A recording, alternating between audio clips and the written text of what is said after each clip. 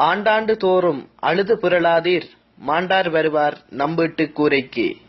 மரண அறிவித்தல். மின்னலடித்து தப்பிய மொடக்கு தென்னையை புறப்படமாகவும் அதே இடத்தை வசிப்பிடமாகவும் கொண்ட காய்ந்த ஓலைமட்டையார் 12/10/2017 அன்று கலண்டு விழுந்து காலமானார். அன்னார் மொடக்குத் தென்னையின் மூத்த புதல்வரும் பச்சையோலையின் மூத்த சகோதரரும் குருத்தோலை குறும்பட்டி ஆகியோரின் ஒன்றுவிட்ட சகோதரருமாவார்.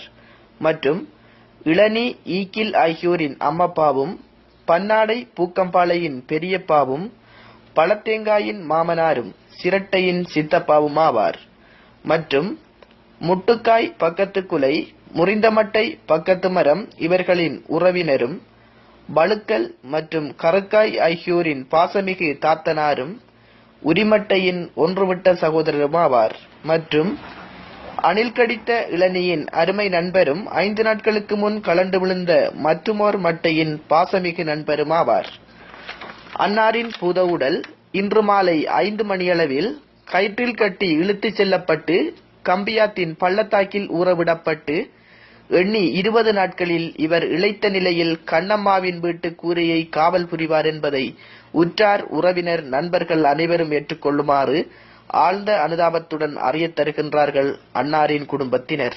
தகவல் தென்னந்தோப்பு. ஆண்டாண்டு தோறும் அழுது புரளாதீர்,